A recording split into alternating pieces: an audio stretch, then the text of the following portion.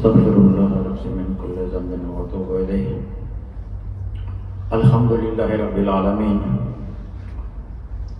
والصلاة والسلام على رسول الكريم وآله وصحبه أجمعين.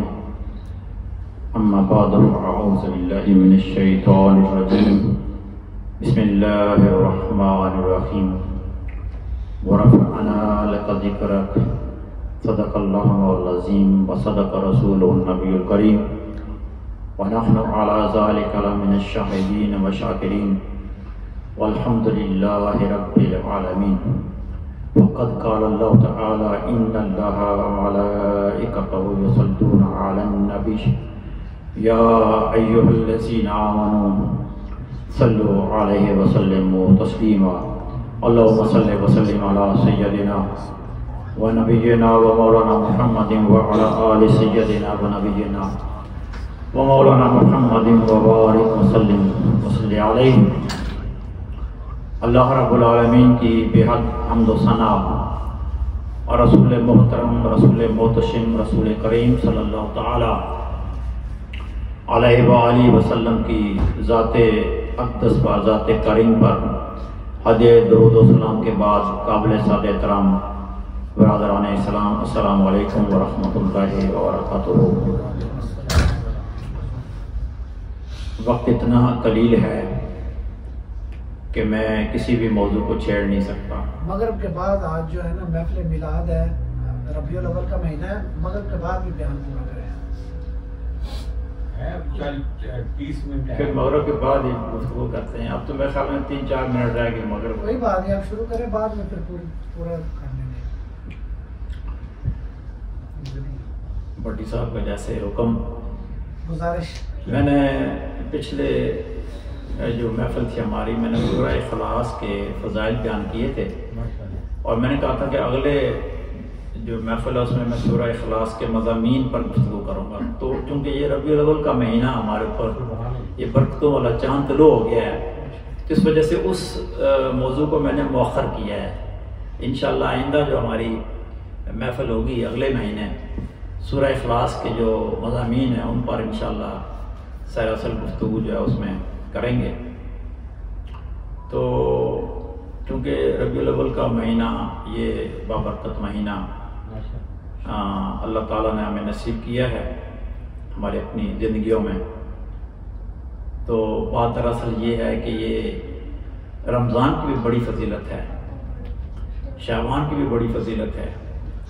ہر مہینے کی اپنی اپنی فضیلت ہے، لیکن باقی جتنے مہینے ہیں اور ان کی فضیلتیں ہیں وہ سارے اس مہینے کے تابع ہیں. ربیع الاول جو ہے وہ ایک بنیاد ہے، کیونکہ نبی کریم صلی اللہ تعالی وسلم کا یہ تشریف لانے والا مہینہ ہے. دنیا میں آپ تشریف لائے ربیع الاول میں 12 ربیع الاول کو. تو جس طرح اللہ رب العالمین نے ارشاد فرمایا کہ اے محبوب اگر آپ کو پیدا نہ کرنا ہوتا تو اس کائنات کو ہی تخلیق نہ کرتا.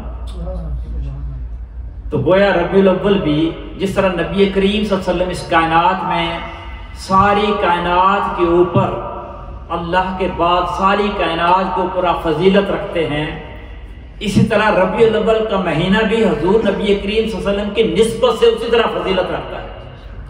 ہر دور، ہر زمانے، ہر مہینے، ہر لمحے، ہر وقت پر ربیع الاول کو اسی طرح فضیلت حاصل ہے جس طرح نبی کریم صلی اللہ تعالی علیہ وآلہ وسلم کو اس کائنات میں اللہ رب العالمین کے بعد سب سے بڑی فضیلت اور مقام اللہ تعالیٰ نے عطا فرمایا ہے. قرآن مجید فرقان حمید کی آیہ کریمہ میں نے آپ کی خدمت میں تلاوت کی ہے. وَرَفَعْنَا لَكَ ذِكْرَكَ. اگر مجھے پہلے اندازہ ہوتا کہ نماز مغرب کے بعد بھی گفتگو کرنی ہے تو پھر میں سورہ انشراح جو ہے اس کو شروع سے میں اس کے معنی و مفاہیم جو ہے ان کا آغاز کرتا، لیکن جو کہ اب میں ایک مخصوص آیت کو آپ کے سامنے موضوع سخن بنا چکا ہوں. تو اب انشاءاللہ جو کچھ بھی گفتگو ہوگی نماز مغرب کو ہم 10 منٹ کے لیے مؤخر کر لیں گے، کیونکہ دوستوں کی مصروفیات بھی ہوتی ہیں. تو انشاءاللہ نماز مغرب سے پہلے ہی اس کو ہم اپنی گفتگو کو سمیٹ لیں گے، بجائے اس کے کہ نماز مغرب کے بعد ہم گفتگو کریں. تو اللہ نے فرمایا کہ اے محبوب ورفعنا لک ذکرک، اور ہم نے آپ کا ذکر آپ کے لیے بلند کر دیا۔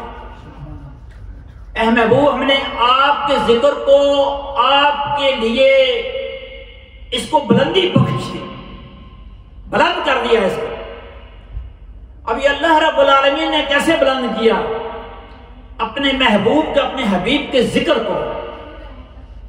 ایک تو تھوڑی سی جھلک اب اس میں دیکھ لیں کہ حضرت جبریل امین علیہ السلام نبی کریم صلی اللہ علیہ وسلم کی بارگاہ میں حاضر ہوتے ہیں اور عرض کرتے ہیں کہ یا رسول اللہ صلی اللہ علیہ وآلہ وسلم، کہ آپ جانتے ہیں کہ اللہ تعالیٰ نے آپ کا ذکر کیسے بلند کیا ہے؟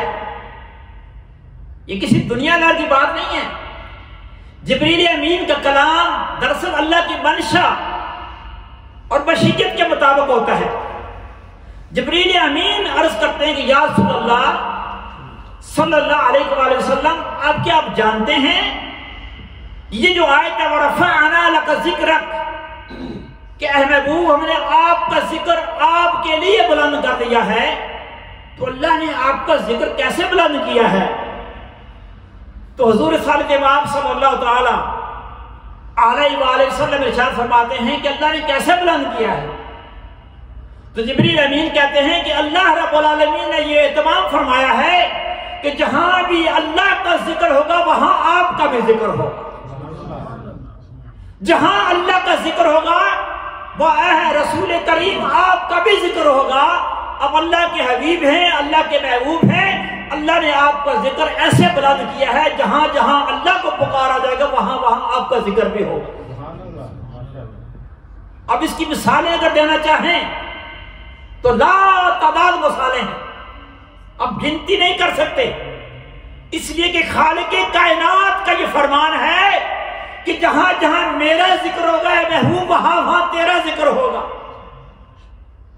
اب یہ قرآن مجید اس پر شاہد ہے، احادیث رسول صلی اللہ علیہ وسلم اس پر شاہد ہیں کہ کائنات میں جتنی بھی مخلوق ہے اور جو بھی شے ہے، ہر شے اپنے رب کی تسبیح کرتی ہے، ہر چیز اپنے رب کا ذکر کرتی ہے، ہر شے اپنے رب کو پکارتی ہے، ہر شے اپنے رب کی حمد کرتی ہے۔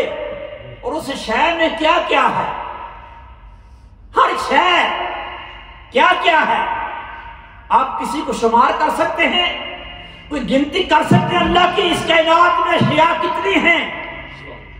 اللہ کی جو عالم ہے، یہ جو عالمین کہا جاتا ہے جسے، جب آپ کہتے ہیں الحمدللہ رب العالمین،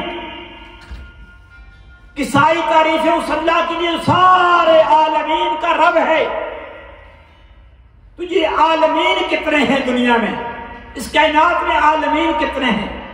ہمیں تو ان کا بھی پتہ نہیں ہے۔ مفسرین نے لکھا ہے کہ کم از کم 36,000 عالمین ہیں کائنات میں۔ ایک ہمارا یہ عالم ہے جس میں ہم بس رہے ہیں، یہ ایک ہے۔ نبی کریم صلی اللہ علیہ وسلم فرماتے ہیں کہ حضور نبی فرماتے ہیں کہ 36,000 عالمین ہیں کائنات میں، صرف عالمین۔ اور ان عالمین میں اشیاء کتنی ہیں؟ اشیاء کتنی اشیاء ہیں؟ ہم تو بظاہر جو ہمیں نظر آتی ہیں ان کو صرف غور کر دیکھ سکتے ہیں، لیکن اللہ فرماتا ہے کہ کائنات میں کوئی ایسی شے ہے نہیں جو اپنے رب کی تسبیح نہ کرے۔ اور ادھر فرمایا کہ محبوب جو جو میرا ذکر کرے گا وہاں وہاں تیرا بھی ذکر ہوگا، میرے ساتھ میرے ذکر کے ساتھ تیرا بھی ذکر ہوگا۔ جب کائنات کی ہر شے اپنے رب کی تسبیح بیان کر رہی ہے، اپنے رب کی حمد بیان کر رہی ہے، اپنے رب کی تحمید بیان کر رہی ہے، اپنے رب کی پاکی بیان کر رہی ہے، تو پھر یوں سمجھ لیں کہ اللہ نے کیسے اپنے حبیب کا ذکر بلند کیا کہ جو جو کائنات کی شے اپنے رب کی تسبیح کر رہی ہے وہ اللہ کے حبیب، اللہ کے محبوب حضور نبی کریم صلی اللہ علیہ وسلم کا ذکر بھی کر رہی ہے۔ وَرَفَعْنَا لَكَ ذِكْرَكَ، اے محبوب ہم نے آپ کے ذکر کو آپ کے لیے بلندی بخش دی، بلند کر دیا اس کو ہمیشہ کے لیے۔ اور یہ ذکر کب سے ہو رہا ہے؟ کب سے ہو رہا ہے؟ حضرت آدم علیہ السلام آپ جب جنت سے زمین کو اتارے جاتے ہیں،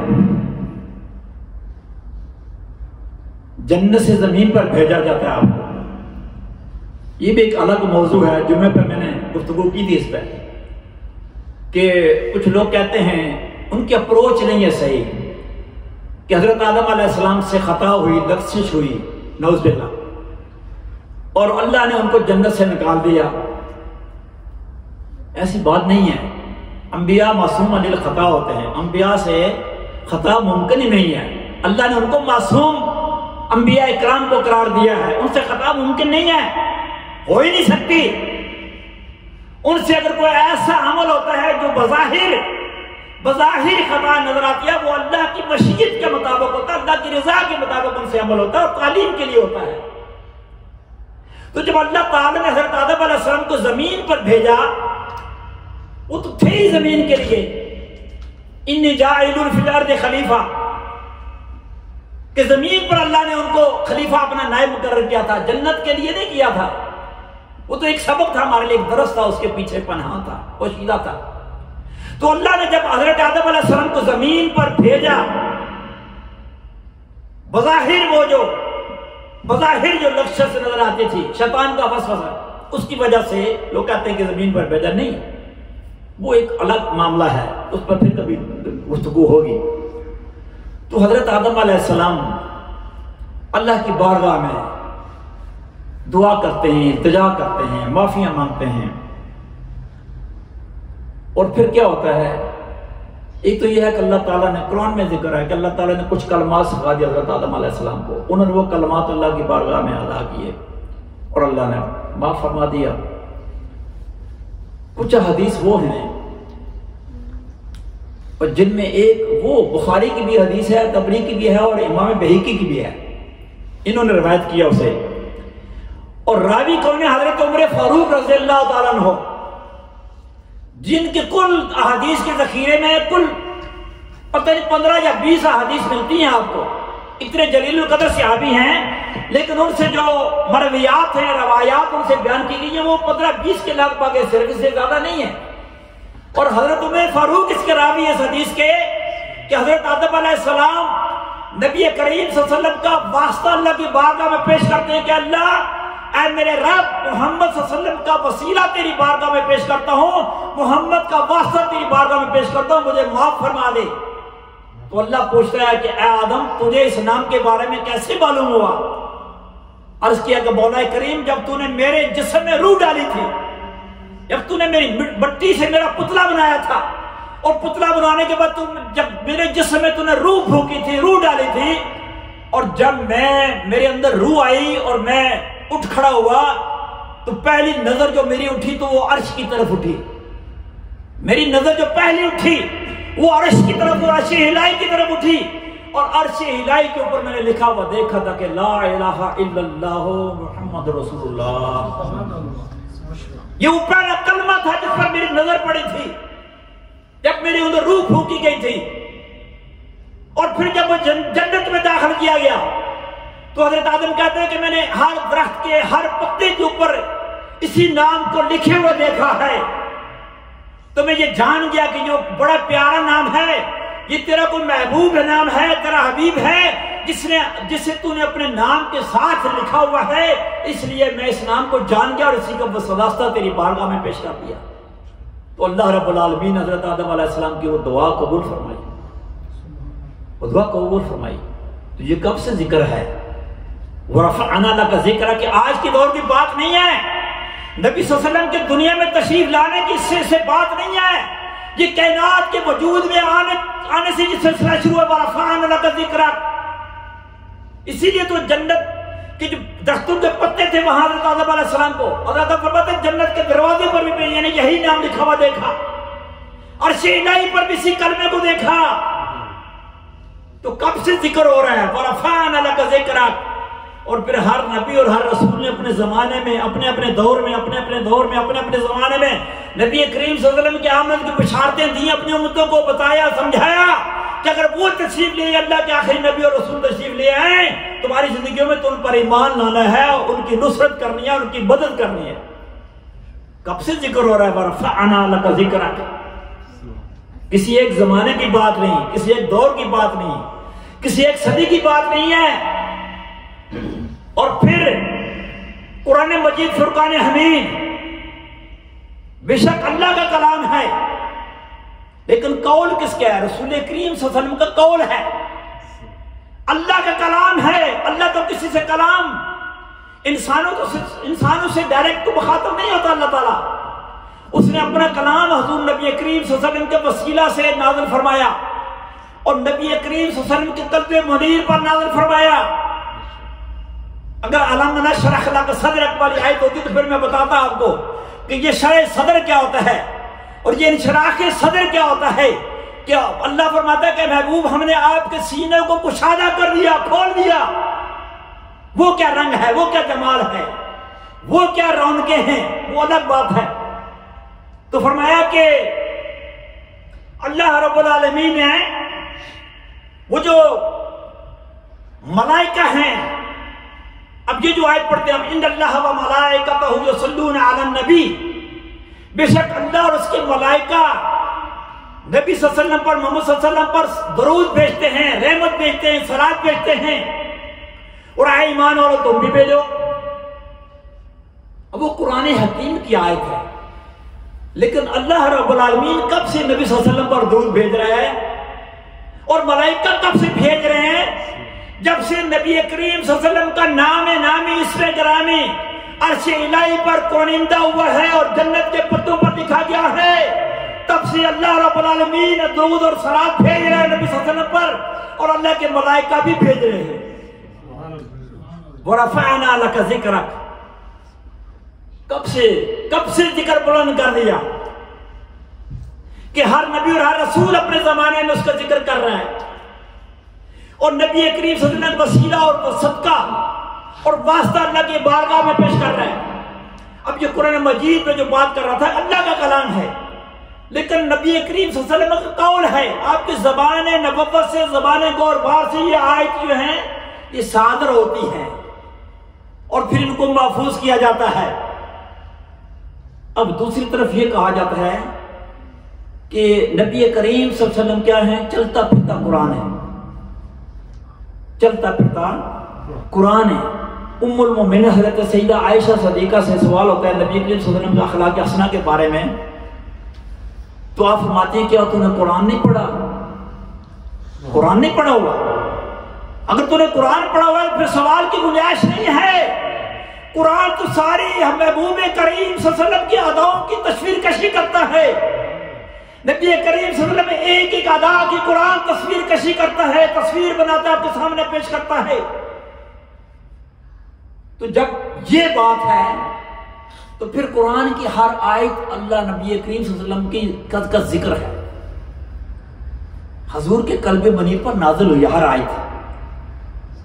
اگر حضور کا اس میں ذکر نہیں ہے تو اس حوالے سے بھی حضور کا ذکر ہے، تو اللہ کا کلام ہے، حضور کے قلب منیر پر وہ آیت نازل ہوئی اور پھر ہم تک پہنچی ہے۔ حضور اس میں وسیلہ بن گئے، ذریعہ بن گئے، واسطہ بن گئے ہیں، اس لیے وہ بھی حضور نبی کریم صلی اللہ علیہ وسلم کا ایک ایک آیت اللہ رب العالمین کی جانب سے حضور نبی کریم صلی اللہ علیہ وسلم کا ذکر ہے، تذکرہ ہے۔ ورفعنا اللہ کا ذکر ہے۔ اب نماز ادا کرتے ہیں، قیام ہے، رکوع ہے، سجود ہے، یہ کیا ہے؟ یہ نبی کریم صلی اللہ علیہ وسلم کی ادائیں ہیں، ساری حضور کی ادائیں ہیں۔ جب حضور کی اداؤں پر ہم عمل کریں گے تو یہ بھی اللہ نبی کریم صلی اللہ علیہ وسلم کا ذکر بلند کرنے کا اللہ نے اہتمام کیا ہے کہ ہم رکوع کیسے کریں گے جیسے نبی کریم صلی اللہ علیہ وسلم نے کیا ہے، ہم قیام کیسے کریں گے جیسے حضور نبی کریم صلی اللہ علیہ وسلم نے کیا ہے، ہم سجود اور کیسے کریں گے جیسے نبی کریم صلی اللہ علیہ وسلم نے کیے ہیں۔ تو سجدہ کرتے ہوئے حضور نبی کریم صلی اللہ علیہ وسلم کا ذکر ہے، دھیان ہے، قعدہ میں بیٹھتے ہوئے نبی کریم صلی اللہ علیہ وسلم کا دھیان ہے، قیام میں بھی حضور نبی کریم صلی اللہ علیہ وسلم کا دھیان ہے۔ تو یہ ہر شے نبی کریم صلی اللہ علیہ وسلم کے ذکر کی طرف آپ کو لے کر کے جاتی ہے کہ کوئی بھی ادا پکڑ لیں، دین اسلام کا کوئی بھی رکن پکڑ لیں، کسی شے کو بھی دیکھ لیں، ہر شے میں نبی کریم صلی اللہ علیہ وسلم کا آپ کو عکس نظر آئے گا، آپ کا جمال نظر آئے گا، آپ کی ادائیں نظر آئیں گی. تو جہاں جہاں آپ کا جمال نظر آئے گا، آپ کی ادائیں نظر آئیں گی، آپ کا عکس نظر آئے گا، وہ سارا کچھ حضور نبی کریم صلی اللہ علیہ وسلم کا ہی ذکر ہے.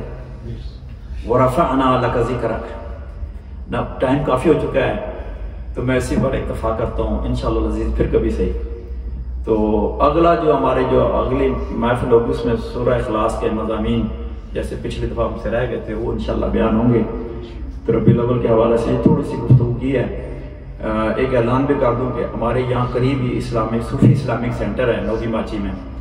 تو آئندہ ہفتہ جو ہے نماز عشاء کے بعد وہاں محفل میلاد النبی ہوگی انشاءاللہ شاندار طریقے سے اور باوقار طریقے سے.